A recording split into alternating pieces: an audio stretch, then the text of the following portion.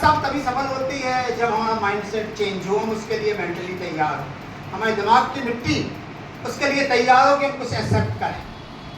तो सबसे पहली बात मैं डिस्कस करना चाहता हूँ, ऐसा क्यों, कि क्या जरूरत थी रूपांतर की, ऐसा क्यों हुआ, क्या जरूरत थी न्यू एजुकेशन पॉलिसी की, ऐसा क्यों। सवाल पहले क्यों आए दिमाग में, तभी बातें आती हैं।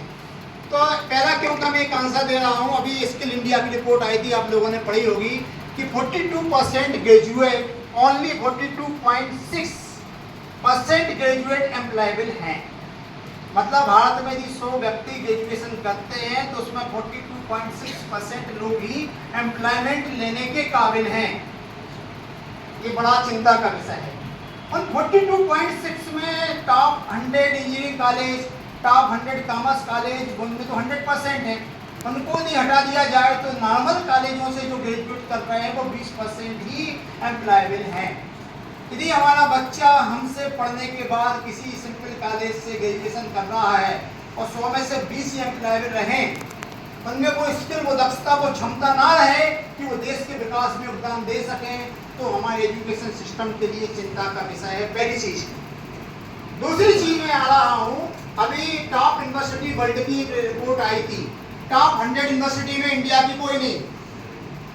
123 position IIT Delhi, 129 position IIT Mumbai, 180 position IIT Madras, 101 से 200 के बीच में 3, पहले 100 में कोई नहीं, पहले 100 में कोई नहीं, 101 से 200 के बीच में 3। ये पहला पहलू जो हमें डरा रहा है, डर लगने लगा मेरा IIT भी नहीं। इसका दूसरा पहलू, जब कैंपस सिलेक्शन होते हैं तो इन्हीं IIT में दुनिया भर की कंपनी लाइन लगा के खड़ी होती है जिनके बच्चे हमें मिल जाएं। उन कंपनियों से पूछो क्यों मिल जाए, बोले क्या यहाँ की क्वालिटी वर्ल्ड में बेस्ट है। आप हमारे यहाँ के बच्चे को लेने तैयार हो लेकिन हम टॉप 100 में नहीं हो, तो दो पहलू डराते हैं हमें। अभी मैं आ रहा हूँ।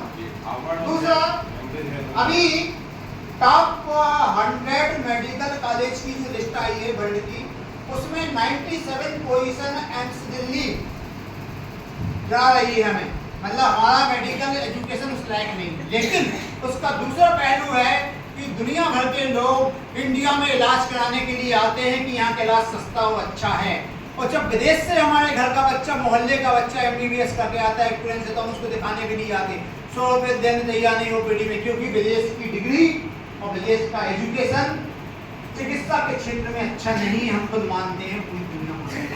अब दो पहलू कंट्राडिक्ट कर रहे हैं, क्यों? उसका सीधा सा रीजन है जो मुझे समझ में आता है, जो वर्ल्ड की रैंकिंग बनती है रिसर्च के बेस पे, हमारे यहाँ रिसर्च कम है।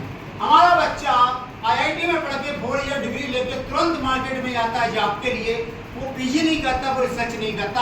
आज भी PhD के लिए और PG के लिए IIT में सीट खाली है, और जबकि BTech के लिए तो आप देख रहे हो कितना हॉस्पिटल है। तो something research innovation is missing in the education.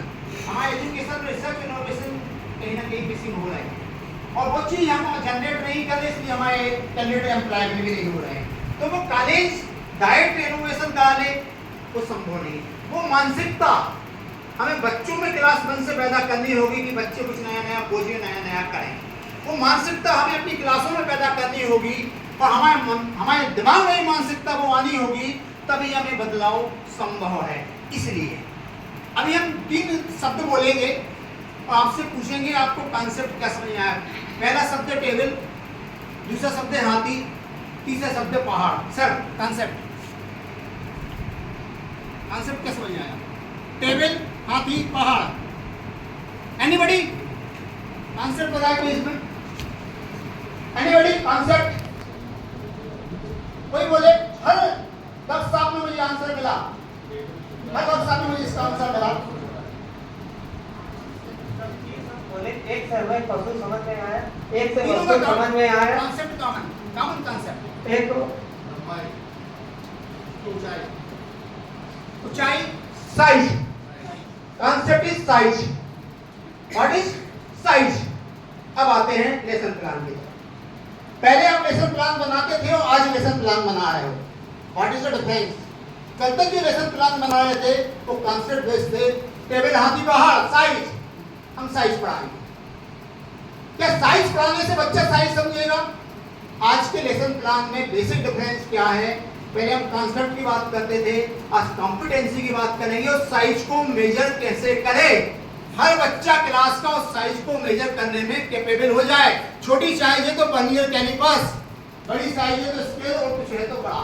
पहला मेजर डिफरेंस है आपके लेसन प्लान में कॉम्पिटेंसी। कॉन्सेप्ट की बात बहुत कर ली हमने, कॉन्सेप्ट से हमारी सॉल्यूशन हल नहीं हुई, हमारे देश में रिसर्च नहीं हुई, हमारे बच्चे एम्प्लॉयबल नहीं हुए। वो कब होंगे? जब हम कॉम्पिटेंसी की बात करेंगे। तो ये नया प्रोग्राम है जो रूपांतर के बेस पे है, कॉम्पिटेंसी, कॉन्सेप्ट टू कॉम्पिटेंसी। आपने लेसन प्लान एक मंथ से बना रहे हैं, आपने देखा है। दूसरा डिफरेंस कोई बताएगा? मेजर डिफरेंस जो हिला देने वाला है। जिस दिन ये लेसन प्लान मेरे सामने आया था उस दिन देख के मेरा दिमाग घूम गया। मैं आपसे पूछना चाह रहा हूँ, आपने बनाए हैं 2-3 प्लान बना लिए, डायरी मेरे सामने, कोई मेजर डिफरेंस बता दो। पहला मैंने बता दिया concept to competency. Second difference मजा नहीं आ रहा, माइंड सेट बदलना है आपका, तभी 2 दिन बक्सा होगी। हाँ, रियल लाइफ सर जैसे सबने बताया वैल्यू के लिए नहीं भाई, इसके स्ट्रक्चर में क्या बदलाव आया? उसमें सर, उसमें जो लास्ट कॉलम है ना वैल्यू वाला 21st सेंचुरी, स्किल वैल्यू और मतलब जो उसका रियल लाइफ एप्लीकेशन जो है उस पर्टिकुलर टॉपिक का बताना है। ठीक, जिसमें पढ़ाते हैं। बहुत बढ़िया। उससे चीजें निकालना है, रियल लाइफ से जोड़ना है, अदर सब्जेक्ट से जोड़ना, बहुत बढ़िया। और एक और आगे चले, आपके लिए ये सब्जेक्ट के लिए नहीं, आपके लिए क्या भाई बताना है? Well done. आप खुद अपने आप को प्लान खत्म होने पे एनालाइज करिए। यहाँ 6 क्वेश्चन हैं नीचे, फीडबैक फॉलो अप। अभी तक हम केवल प्लान की बात कर रहे थे, प्लान। अब प्लान के सफल हुआ या नहीं हुआ?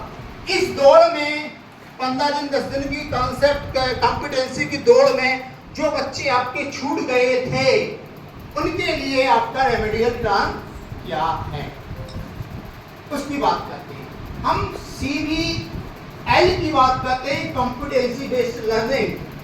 हम CBT नहीं बोलते हैं, कॉम्पिटेंसी बेस्ड टीचिंग नहीं बोलते हैं, कॉम्पिटेंसी बेस्ड लर्निंग बोलते हैं। फिर टीचिंग बोलते तो क्या होता? टीचर सेंटर पॉइंट होता। लर्निंग में लर्नर सेंटर पॉइंट है। और लर्निंग का मतलब है कि बच्चा अपनी स्पीड से, सबकी स्पीड अलग है, किसी कम किसी ज्यादा, बच्चा अपनी स्पीड से सीख रहा है। कॉम्पिटेंसी आनी चाहिए, एक कॉम्पिटेंसी आएगी तभी वो दूसरी सीखेगा। तो आपकी इस लर्निंग की स्पीड में कुछ बच्चे डेफिनेटली छूट जाएंगे।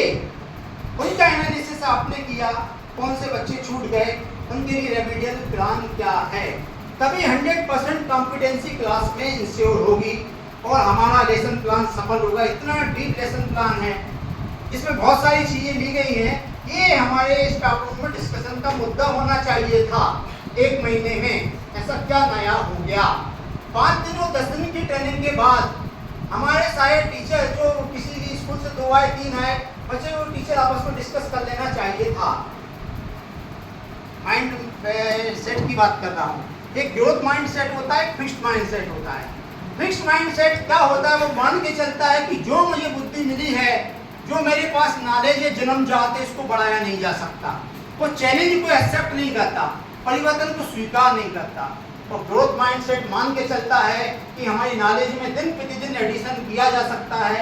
वो चैलेंज को स्वीकार करता है, परिवर्तन को स्वीकार करता है, हंस के स्वीकार करता है। तो मैं चाहता हूँ इन 2 दिनों में आपका जो माइंडसेट हो, ग्रोथ माइंडसेट हो, आप कुछ लेने के लिए बैठे हो, 2 दिन आप केवल किसकी चिंता करें? सिलेबस की ना करें, स्कूल की ना करें, रोटी की चिंता करें। रोटी, डू यू नो रोटी? हमारा इस समय जो हमारा परिवार चल रहा है इसी से चल रहा है। नहीं साहब, गलत। रोटी, ROTI, return on time investment. 2 दिन के 12 घंटे जो इन्वेस्ट कर रहे हो उससे क्या रिटर्न लेके जाओगे, उस रोटी की चिंता करना है। जय हिंद, जय भारत।